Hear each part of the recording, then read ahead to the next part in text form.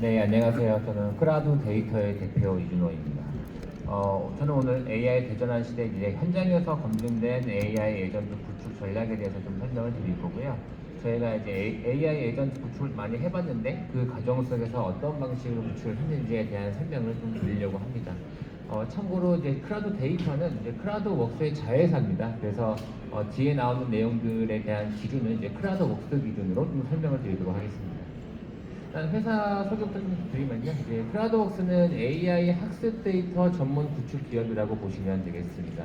그러니까 대한민국에서 이제 AI에 들어가는 학습 데이터를 가장 많이 만들었고요. 가장 많은 경험이 있습니다. 그래서 이렇게 560개 이상의 고객분들을 저희가 확보를 한 상태이고, 저희는 이제 크라우드 소싱 방식이라는 이제 방식으로 AI 학습 데이터를 구축을 해왔습니다. 이게 어떤 방식이냐면 저희 플랫폼이 있는데요. 이제 그 플랫폼에 63만 명의 이제 회원들이 있습니다. 이제 그 회원분들이 데이터 라벨러 분들이에요. 그래서 저희가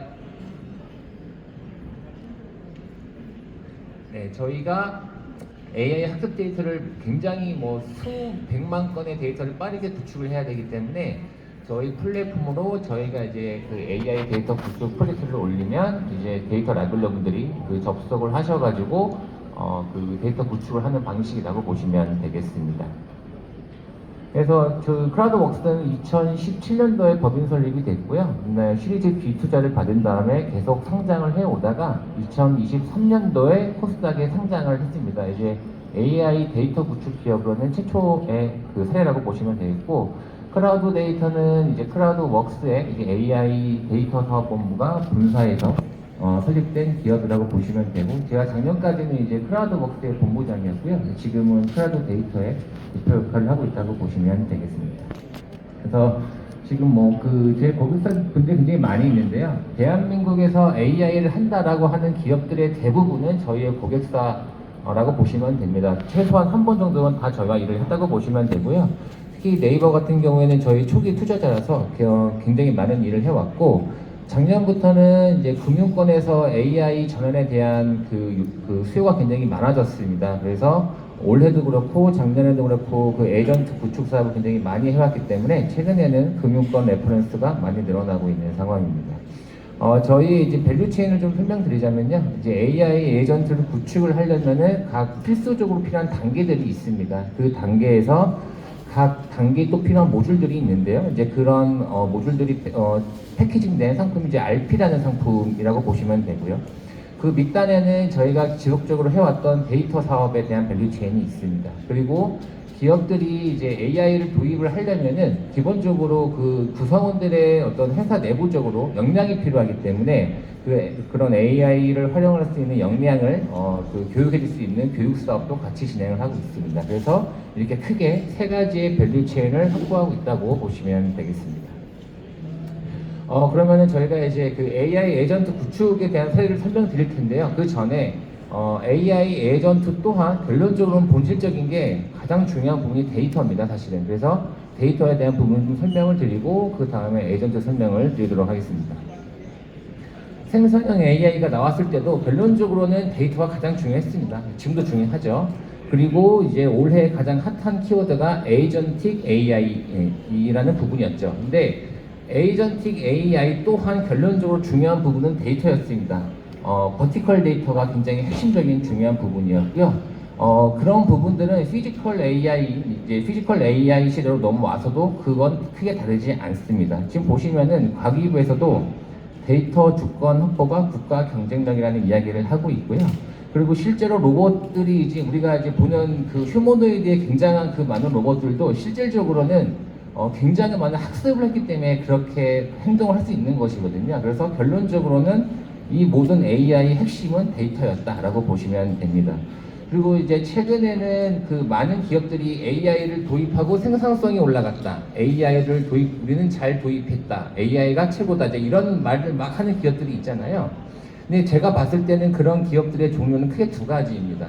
첫 번째는 예전부터 내부 데이터를 잘 관리해 왔거나 혹은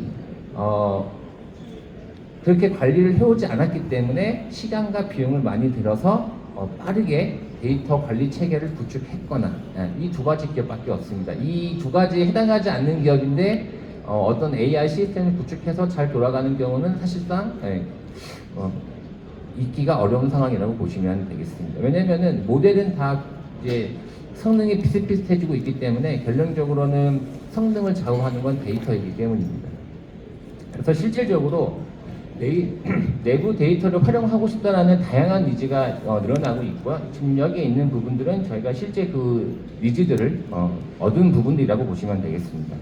특히 이제 보험사들은 보험 약관이 굉장히 중요한 내부 데이터이기도 하고 또 처리하기도 어려운 부분이긴 한데 그 보험 약관에 있는 문서들을 빠르게 검색하고 확인하고 싶다 이런 니즈들이 있었고 국방에서는 적군과 아군의 장비를 구분하는 시스템이 필요하다라는 부분이 있었습니다. 그래서 저희가 이제 국방부에 좀 파견을 가서 저희가 시스템을 납품을 하고 그 시스템을 통해서 아군이죠. 우리 그 전차 장비에 대한 데이터를 수집하는 경우도 있었고요. 그리고 이제 그 회사 내에서는 기본적으로 굉장히 다양한 매뉴얼들이 있는데요. 이 매뉴얼들을 좀 산재되어 있는 그 매뉴얼들을 통합 관리를 해서 그 안에 있는 데이터를 가지고 빠르게 정보를 조회하고 알고 싶다라는 부분이 좀 있었습니다. 그리고 이제 금융권, 특히 은행 같은 경우는요, 좀 특이한 케이스가 좀 있습니다. 그러니까 그 은행에 있는 분들의 일부분은 이제 그 시니어 분들이 좀 있으셔서 이제 은퇴를 한 다음에 다시 파트타임 업무를 하시는 분들이 좀 계시거든요. 그런데 이제 은행에는 내부 데이터가 굉장히 많습니다. 이제 그러다 보니까 그 내부 문서를 전처리를 해야 하는 부분이 좀 있어요. 그러다 보니까 그런 이제 파트타임으로 업무하시는 분들에게 내부에 있는 문서 전처리 역할을 드리고 싶어서 저희의 시스템을 도입한 경우도 있었습니다. 그래서 지금 저희가 지금 말씀드린 이런 데이터 구축을 저희가 해올 수 있던 이유, 그리고 저희가 지금도 고객사들한테 AI 에이전트를 구축을 할 때 데이터를 이제 전처리하는 과정이 필요한데 그런 부분들을 할 수 있었던 이유가 이제 워크스테이지라는 저희 플랫폼이 있었기 때문입니다. 그래서 이게 패키징돼서 온프레미스로 고객사 안으로 이제 들어갈 수 있는 체계가 되어 있기 때문에 그럼으로써 이제 많은 데이터 사업을 진행할 수 있었습니다. 특히 이제 대부분의 그 데이터 전처리는요, 특히 이제 에이전트를 구축하는 기업이 아니고 대부분 문서 전처리가 데이터 전처리 한 95%라고 보시면 됩니다.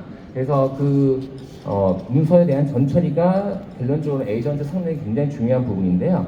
지금 보시면 이제 저희 워크스테이지에서 문서를 전처리하는 데모 영상을 좀 보여드리면 이게 왼쪽에 문서고 이제 오른쪽에 그 전처리된 결과가 나오는 겁니다. 그래서 좀 핵심적인 부분이 표입니다. 이 표를 어떻게 잘 다룰 것인가, 이게 중요한데요. 저희는 이제 OCR 기능 적용을 해가지고 이렇게 바운딩 박스 치고 확인을 누르면 이렇게 문서가 디지털화돼서 이렇게 나오도록 하는 시스템이 있습니다. 그리고 문서 전체에서 또 중요한 게 그 이미지입니다. 왜냐하면 이미지를 메타 태깅을 달아줘야 질문이 있을 때 그 이미지까지 포함해서 답변을 해줄 수 있거든요. 그래서 이미지도 메타 정보를 잘 관리를 해야 되는데 이제 그런 부분도 툴에서 지원을 하고 있기 때문에 이제 지금 보시는 방식처럼 저희가 문서 전처리 업무를 계속 진행해 왔다고 보시면 되겠습니다.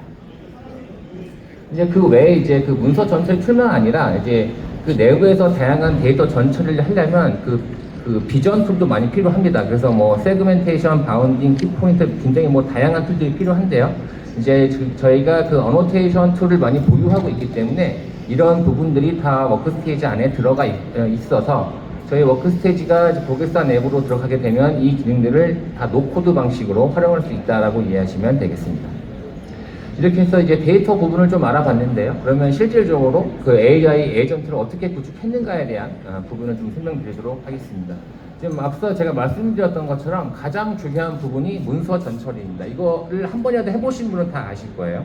그래서 문서 전처리가 중요한데 문서를 다 지금 아까 보셨던 것처럼 수동으로 사람이 할 수는 없기 때문에 이거를 자동적으로 AI가 학습하기 좋은 형태로 파싱할 수 있는 툴이 필요합니다. 그래서 그게 저희가 보유하고 있는 날러지 컴파일러라고 보시면 되는데요. 보통 어떤 방식으로 이제 이게 진행이 되냐면 이제 날러지 컴파일러라는 툴에 문서를 올리게 되면 저희 툴에서는 문서를 한번 스캔을 쭉 하게 됩니다. 그런 다음에 레이아웃을 분석을 해서 그에 따라서 학습하기 좋은 형태로 이렇게 오른쪽에 있는 게 이제 그 결과 데이터라고 보시면 됩니다. 그래서 이렇게 뭐 제이슨이나 아니면 마크다운이나 이런 형식으로 저희가 결과 데이터를 자동적으로 내려주고 있다고 보시면 됩니다. 실제 요거는 저희가 이제 금융권에서 파서를 돌려가지고 어떤 방식으로 문서를 구조화했는가. 그러니까 이게 결론적으로는 뒤에서 좀 설명을 드리겠지만 레그 시스템에 들어가가지고 이게 문서가 조회되는 이제 데이터 구조를 좀 만들어야 되는데, 그럼 이 데이터 구조를 어떻게 만들 것인가, 어떤 기준으로 이 구조를 짤 것인가가 굉장히 중요합니다. 그래서 지금 보시는 내용처럼 지금 이건 금융권 사례인데요. 금융권에 있는 문서들을 아래와 같이 구조화시켜서 하싱한 다음에 그거를 레그 시스템에 넣었던 경험이 있습니다.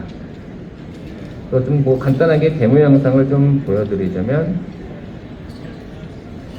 이게 시스템에 이제 문서를 올리면요, 이렇게 자동적으로 다 분석을 합니다. 그래서 복잡도를 분석을 하고 이렇게 파싱된 결과를 보여주게 되는 것이죠. 근데 이제 이렇게 생각할 수가 있습니다. 아, 이렇게 되면 그냥 뭐 사내에 있는 문서를 다 그 자동 파서로 돌려가지고 해결을 하면 다 끝나는 거 아닌가? 이렇게 또 생각을 하실 수가 있어요. 그런데 대한민국에 있는 문서들의 고질적인 좀 문제가 있습니다. 그 두 가지가 있는데요. 첫 번째는 그 표가 그 복잡도가 엄청납니다. 그래서 그거를 자동적으로 파싱하기가 쉽지가 않은 부분이 좀 있고요. 두 번째는 이미지가 너무 많습니다. 그러니까 그래프도 많고요. 심지어 그 텍스트도 알고 보면 이미지인 경우가 많이 있습니다. 그래서 이런 좀 복잡도가 좀 있다 보니까 이제 고객사분들에서 보통 어떤 생각을 하냐면 이제 이런 고민에 빠지게 돼요. 이게 시스템으로 돌리자니 정확도가 너무 떨어지고 최소한 10% 그리고 많게는 40%의 문서들이 제대로 파싱되지 않는 경우가 있습니다. 근데 또 사람이 하자니 비용과 시간이 너무 많이 들어가는 이제 이런 문제가 좀 발생하는 것이죠. 그래서 보통 이 두 개를 고민하다가 일반적으로는 그래도 시스템이 낫겠지 하고 시스템으로 이제 선택을 하는 경우가 대부분인데, 저희는 좀 다르게 좀 생각을 했습니다. 왜냐면은 이게 그 문서의 어떤 한 10% 정도만 파싱이 잘 안 된다고 하면은 사실 큰 문제는 없을 것 같긴 한데, 이게 30%를 넘어가게 되는 순간 이제 그 실제 그 시스템을 이용하는 각종 다양한 부서에서 약간 불만이 생길 수가 있거든요. 그러다 보니까 저희가 내린 결론은 뭐냐면, 시스템으로 할 수 있는 건 시스템으로 하고 시스템으로 안 되는 것만 사람이 하면 되는 거 아닌가? 라는 생각을 좀 했습니다. 그래서 지금 보시면은 이 날러지 컴파일러의 핵심 기술력 중에 하나가 뭐냐면 문서의 복잡도를 분석하는 겁니다. 그래서 문서의 복잡도가 너무 높으면 이 시스템에서는 그냥 튕겨냅니다. 이건 내가 못해. 근데 문서의 복잡도가 낮으면 이건 내가 할 수 있어 라고 하면서 파싱을 수행합니다. 그래서 그 복잡도가 너무 높아서 이 날러지 컴파일러라는 거에서 파싱이 안 된다고 판단이 된 거는 워크 스테이지로 데이터 파이프라인을 타고 넘어가서 이제 워크 스테이지에서 그 사람이 수동 전처리를 한다고 보시면 되겠습니다. 이렇게 해서 시스템을 할 수 있는 건 하고 안 되는 건 사람이 해서 데이터의 퀄리티를 올린다가 저희의 기본적인 그 컨셉이라고 보시면 되겠습니다.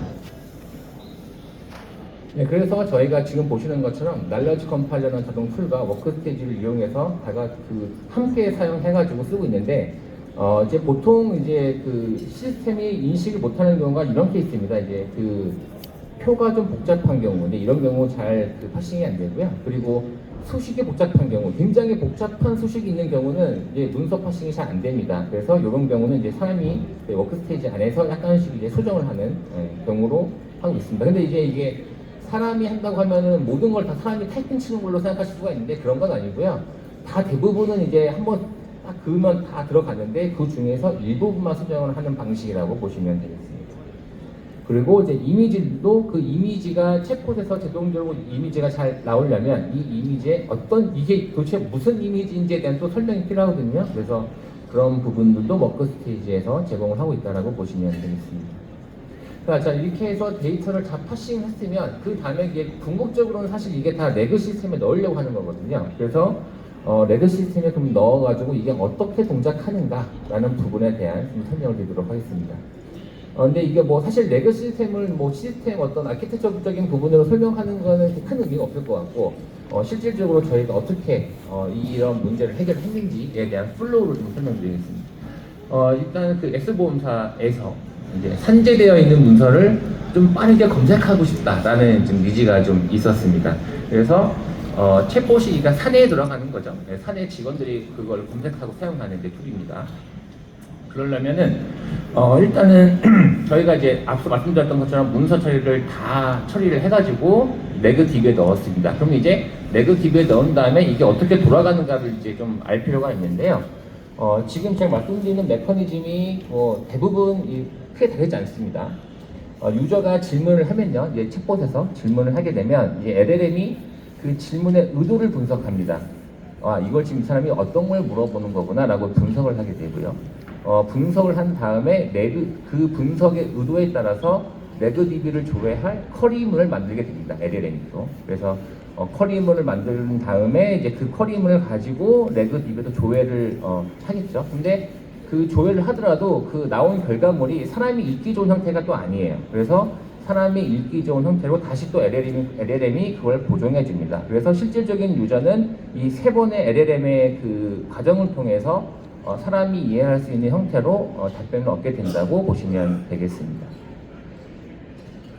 그리고 저희가 이제 그 그러니까 유안타입니다. 네, 유안타 증권의 이제 시스템을 이제 구축한 경험이 좀 있는데요. 이거는 좀 다른 부분이 좀 있습니다. 이거는 실제로 이제 B2C 서비스예요. 그래서 유안타 증권의 고객사분들이 실제 이용하고 있는 서비스입니다. 그래서 고객사분들이 뭐 삼성전자의 지금 주가를 알려줘라고 하면 바로바로 답변을 줘야 되는 거예요. 이제 그러다 보니까 이제 어떤 문제가 좀 있냐면 레거시 시스템은 문서를 전처리하거나 문서를 만들어서 넣어야지만 그때 조회가 되기 때문에 그 실시간성이 확보가 안 되거든요. 그래서 저희가 이 문제를 어떻게 해결을 할까라는 부분에 대한 고민이 굉장히 많았고, 그래서 저희가 내린 결론은 펑션 컬링을 이용하면 되겠다. 그러니까 이게 무슨 말이냐면 실제 DB를 조회하는 거예요. 그래서 의도 분석을, 그러니까 그 고객이 질문을 하면 의도 분석을 해서 검색 질의를 이제 생성하는 이 모델이 여기에서 이제 내용을 분석을 했고, 그럼 내가 이 내용에 대한 답을 얻기 위해서 어떤 DB에서 무엇을 조회하면 되겠구나, 그래서 내가 어떤 API를 호출을 해야겠구나, 라고 하는 이제 그 펑션 콜을 이용을 해가지고, 실시간 이제 그 조회를 해서 데이터를 제공했던 그런 프로젝트라고 보시면 되겠습니다. 그래서 요거는 이제 유안타 증권에서도 되게 좋은 평가가 많았었고요. 이제 고객사분들도 많이 이용하고 있는 시스템이라고 보시면 되겠습니다. 그리고 이제 고객 상담 스크립트가 있는데요. 이제 요거는 이제 고객 상담 그러니까 상담을 받는 분들이 고객이 질문을 했을 때 좀 그 고객 스타일 질문을 한 고객한테 좀 이렇게 스크립트를 좀 빠르게 만들어줬으면 좋겠어라는 이제 그런 요구 사항이었거든요. 그래서 첫 번째로 저희가 먼저 한 거는 이것도 결국은 데이터 분석입니다. 그 상담 데이터를 토대로 그 데이터를 분석을 해서 이제 고객 분석 DB에 그걸 미리 넣어 놓고요. 그런 다음에 이제 위에서 이제 의도 분석을 스크립트를 생성하는 이 LLM 앞에 하나 더 가지고 저희가 미리 만들어 놓은 이제 고객 분석 DB에서 이제 그 자연어를 뽑아내 가지고 제공하는 이제 그런 방식으로 서비스를 제공한 경험이 있습니다. 자, 그러면은 이제 그 RAG를 이제 넣기 위한 그 구체적인 예시가 뭐가 있을까라고 좀 설명을 드리자면요. 그러니까 보험 약관 같은 문서는 어떻게 되어 있냐면 이제 여기 뭐 다 아시겠지만 편장, 절관, 조항호 이런 체계가 있습니다. 그래서 그러면 이제 이런 체계가 좀 있다면 어떤 기준으로 이걸 청크를 할 거냐, 이게 좀 중요하거든요. 그래서 저희는 보통 이럴 때 조 단위로 청크를 합니다. 조 단위의 핵심적인 내용들이 다 있거든요. 그래서 그런 단위로 청크를 해가지고 RAG 데이터를 구축했다라고 보시면 되겠습니다. 이렇게 해서 이제 데이터를 전처리하고 레그 시스템 구축을 하더라도 그 다음에 필요한 게 이제 기업들이 에이전트를 운영을 하려면 그 에이전트를 운영할 수 있는 그 스튜디오가 필요합니다. 그래서 그럼 이제 이 스튜디오에서 뭘 하느냐라고 보면은 첫 번째로는 챗봇이 답변을 할 때 어떤 어투로 어떻게 답변을 해야 하는지에 대한 페르소나를 좀 설정할 필요가 있고요. 그래서 페르소나를 설정을 하더라도 그 이후에 또 이상한 질문이 들어오면 또 그걸 걸러내야 되기 때문에 가드레일을 설정을 해야 됩니다. 그래서 이런 설정들이 굉장히 디테일하게 좀 많이 있습니다. 그래서 이런 설정들을 관리할 수 있는 그 스튜디오가 있어야 여러분들이 에이전트를 도입을 했을 때 운영이 가능한 상태로 진행할 수 있다고 보시면 되겠습니다. 그리고 그 다음에 이제 또 LLM 엔진을 그럼 어떤 걸 고를 거냐라는 또 설정이 좀 필요합니다. 지금 아까 제가 말씀을 드렸다시피 LLM이 이제 앞에 몇 단계가 있잖아요. 뭐 의도 분석을 하고 그 다음에 어떤 지리를 만들고 뭐 이런 이제 LLM을 앞에서 쓰는 경우가 좀 많이 있는데, 그럼 어떤 LLM을 쓸 건지에 대한 설정이 필요하고요. 그래서 그런 설정을 할 수 있는 이런 LLM 엔진을 또 고를 수 있는 화면이 꼭 있어야 됩니다. 그런 다음에 이제 이렇게 해서 다 개발을 한다고 하더라도 결정적으로 필요한 건 그 평가입니다. 그러니까 이게 왜 필요하냐면은 이게 LLM이라는 게 결론적으로 사실 잘 제어가 되지 않습니다. 어떤 식으로 답변이 튀어나올지 사람이 명확하게 알 수가 없기 때문에 이런 이제 평가를 제대로 하지 않으면 위험이 좀 발생하게 됩니다. 예를 들어서 어떤 보안적인 요소가 보안에 문제가 되는 답변을 할 수도 있고요. 그리고 어떤 조직의 문화와 맞지 않는 답변을 좀 할 수도 있고요. 그래서 이런 되게 안정성에 사실 좀 취약한 부분이 좀 있습니다. 그래서 이런 안정성에 대한 평가를 해야 되는 부분이 꼭 필요하고요. 예를 들어서 유한타진권 같은 경우에는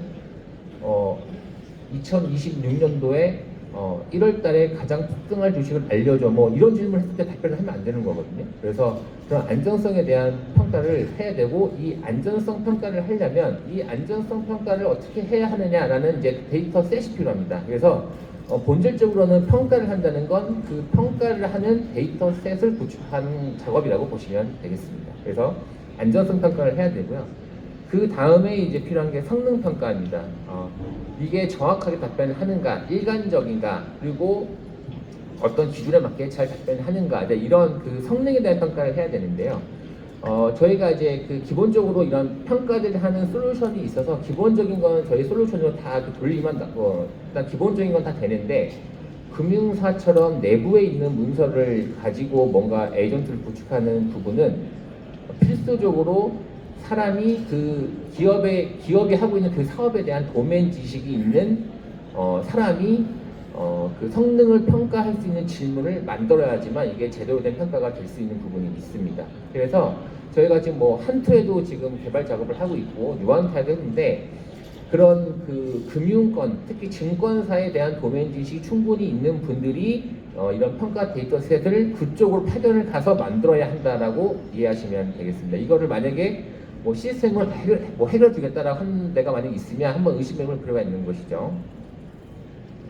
그래서 저희 이제 평가가 그럼 이거 도대체 어떻게 진행되는 거야? 라는 궁금증이 있을 수 있어서 제가 데모를 좀 보여드리자면요. 안정성을 평가하겠다라고 하고, 안정성, 그러면 이제 어떤 모델을 평가할 거야? 라는 이제 세팅을 하게 되고, 그런 다음에 한 벤치, 그러니까 어떤 정도를 평가할 거야, 그리고 어떤 데이터 셋으로 평가할 거야를 고른 다음에 그 다음에 중요한 게 이제 어떤 저지 모델을 평가할 거야. 이게 중요합니다. 이게 뭐냐면은 그러니까 어떤 질문들이 있고 이제 이게 평가 데이터 셋이 되겠죠. 이런 질문들을 남겼을 때 그 모델이 답변을 하게 됩니다. 이제 평가를 받는 모델이 되겠죠. 근데 그 답변을 어떻게 해석할 것인가가 저지 모델이라는 게 이제 해석을 하게 되거든요. 그래서 그 저지 모델을 잘 이렇게 세팅을 해놔야 방향성에 맞는 이제 해석을 할 수 있기 때문에 평가 데이터셋도 중요하고, 평가 그러니까 답변이 나온 것을 제대로 해석할 수 있는, 판단할 수 있는 저지 모델이 중요하다라고 보시면 되겠습니다. 그리고 추가적으로는 이제 에이전트를 구축했으면 당연히 어드민이 필요하겠죠. 그래서 어드민에는 권한 관리, 이런 비용 관리, 그리고 이런 거 다 들어가야 됩니다. 이게 없으면은 비용 통제가 안 되기 때문에 이런 부분도 꼭 필요한 부분이라고 보시면 되겠습니다. 실제로 요거는 이제 저희가 유한타증권에서 개발했던 챗봇이라고 보시면 되겠습니다. 이게 지금 보면은 여기 삼성전자의 배당 기준일이 언제라고 하면은, 다른 곳들은 사실 그냥 기존에 있던 정보들을 가지고 그냥 보여주는데, 저희는 이제 실시간 조회를 하기 때문에 미래형 답변으로, 미래는 아니지만 미래형적인 답변을 할 수가 있는 부분이 이런 것이죠. 그리고 이런 것도 지금 현재 저희가 개발한 실제 화면이라고 보시면 되겠습니다. 이렇게 해서 저희가 이제 AI 에이전트를 어떻게 구축했는가에 대한 설명을 좀 드렸는데요. 최근에는 이제 피지컬 AI 시대로 넘어가고 있습니다. 그리고 그런 부분들이 바로 제조 AI의 전환이라고 저는 보고 있는데요. 아까 이제 앞서 말씀드렸다시피 피지컬 AI도 결론적으로는 데이터가 핵심입니다. 근데 데이터가 핵심이다 보니까 결론적으로 또 이 시장 또한 데이터 플랫폼이 중요해지는 시장이라고 저는 보고 있습니다. 이게 로봇들도 지금 저희가 뭐 굉장한 로봇들을 많이 보고 있지만 그 로봇들도 결론적으로는 학습하기 위해서 엄청나게 많은 데이터가 필요로 하고요. 그 로봇들도 그 행동 데이터라는 게 결론적으로 사람이 그 뒤에서 행동을 하는 걸 학습하는 거거든요. 그래서 또 많은 사람이 필요로 합니다. 실제로 중국에 있는 그 에이지봇이라는 이제 로봇 기업은요, 로봇도 제작을 하고 그 로봇을 만들기 위해 이제 로봇에 들어가는 또 데이터 플랫폼도 다 가지고 있는 기업입니다. 그래서 어떤 방식으로 데이터를 수집을 하냐면요, 로봇 100개를 딱 세워두고요, 그 뒤에 사람 200명을 세웁니다. 그러니까 로봇 한 개당 최소 2명이 필요해요. 그런 다음에 행동 데이터를 반복적으로 계속 하는 거예요. 그러면서 데이터를 수집을 하고 있습니다.